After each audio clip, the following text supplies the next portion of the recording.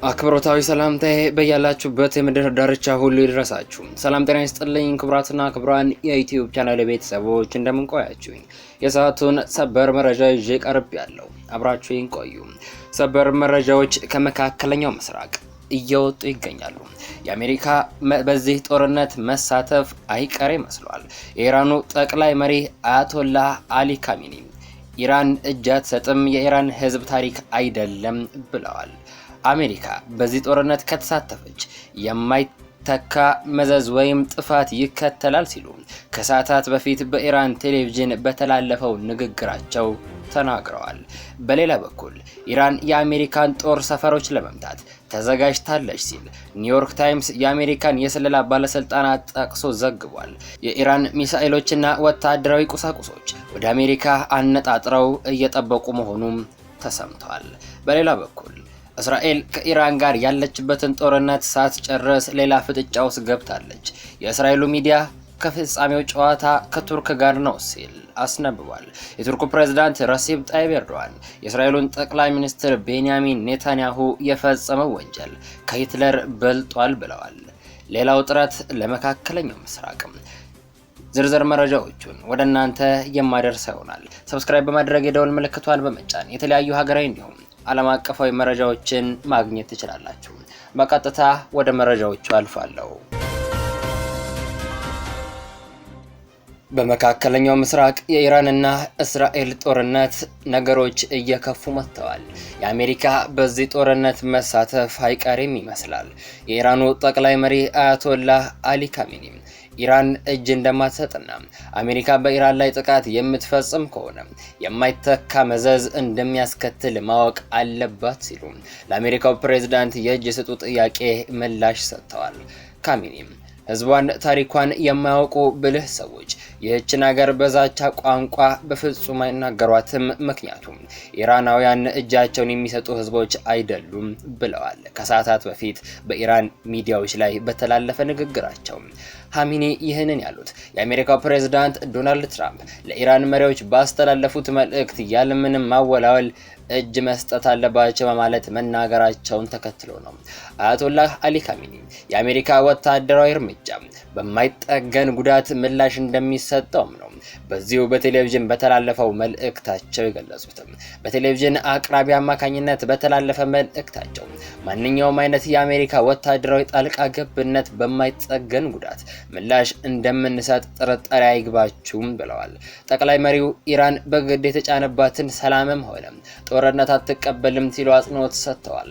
ዶናልድ ትራምፕ ጠቅላይ መሪ እየተባሉ የሚጠሩት ግለሰብ የት እንደተደበቁ በትክክል እናውቃለን። እሱ ቀላል ኢላማ ነው፣ ግን እዚያ መሆናቸው መልካም ነው። እሱን አናስወግድም ቢያንስ ላሁን ሲሉ በማህበራዊ ሚዲያ ገጻቸው ላይ አጋርተው እንደነበር የሚታወስ ነው። የመንፈሳዊ መሪው ንግግሩ ለዚህ ምላሽ ነው ተብሎም ይገመታል። ይህ በእንዲህ እንዳለ ኢራን የአሜሪካን ጦር ሰፈሮች ለመምታት ተዘጋጅታለች ሲል ኒውዮርክ ታይምስ ዘገበ። የኢራን ሚሳኤሎች ዩናይትድ ስቴትስን የእስራኤልን ጦርነት ከተቀላቀለች በአካባቢው የሚገኘውን የአሜሪካ ጦር ሰፈሮች ለመምታት መዘጋጀታቸውን ኒውዮርክ ታይምስ የአሜሪካ የስለላ ባለስልጣናትን ጠቅሶ ዘግቧል። ዩናይትድ ስቴትስ እስራኤል በኢራን ላይ የምታደርገውን ጦርነት ብትቀላቀል ኢራን በመካከለኛው ምስራቅ በሚገኙ የአሜሪካ ጦር ሰፈሮች ላይ ለሚደረገው ጥቃት ሚሳኤሎችና ሌሎች ወታደራዊ ቁሳቁሶችን አዘጋጅታለች። አሜሪካ ሪፊውል የሚያደርጉ የጦር አውሮፕላኖችን ወደ መካከለኛው ምስራቅም ልካለች። ከዚህ ጉዳይ ሳንወጣ በሌላ በኩል ትራምፕ በኢራን የገቡበት አጣብቂኝ የሪፐብሊካኖችን መከፋፈል አምጥቷል። በእስራኤልና በኢራን ጦርነት ውስጥ አሜሪካ በቀጥታ ተሳታፊ ትሁን ወይስ አትግባበት የሚለው ጥያቄ በአሜሪካው ፕሬዝዳንት ዶናልድ ትራምፕ ሪፐብሊካን ደጋፊዎች ዘንድ ያለውን መከፋፈል አጋልጧል። የሪፐብሊካኑ ፕሬዝዳንት በዋይት ሃውስ ሲቹዌሽን ሩም ውስጥ ትላንትና ከብሔራዊ ደህንነት አማካሪዎቻቸው ጋር ያደረጉትን ውይይት ተከትሎ ኢራንን ማጥቃት ወደሚለው አዘንብሏል። ሆኖም ትራምፕ የሚታወቁበት ቅድሚያ ለአሜሪካ ወይም አሜሪካ ፈርስት ለሚለው መፈክራቸው ጋር ተያይዞ አገሪቱ በአፍጋኒስታንና ኢራቅ ጣልቃ ገብነት በሺዎች ለሚቆጠሩ የአሜሪካ ወታደሮች ሞት እንዲሁም መውጫ ከሌለው ጦርነት ሀገራቸውን ለመታደግ ቃል ገብተው ነበር። በፓርቲው ውስጥ ያሉ ሌሎች የጦርነት ደጋፊዎች ትራምፕ ኢራንን እንዲያጠቁ ግፊት እያደረጉም ይገኛሉ። የደቡብ ካሮላይና ሴናተር ሊንሴይ ግራሃም ኢራን የኒውክሌር ቦምብ እንዳታገኝ መከልከል ለአሜሪካ ብሔራዊ ደህንነት ጥቅም ነው ብለዋል። ኢራን የኒውክሌር መርሃ ግብሯ ለሰላማዊ እንዲሁም ለኃይል ማግኛነት ላሉ የሲቪል ኢላማዎች እንደምትገለገልበት ትገልጻለች። ይህ በእንዲህ እንዳለ እስራኤል ከኢራን ጋር የገባችበትን ጦርነት ሳታጠናቀቅ ከቱርክ ጋር ወደ ፍጥጫ ያመራች ትመስላለች።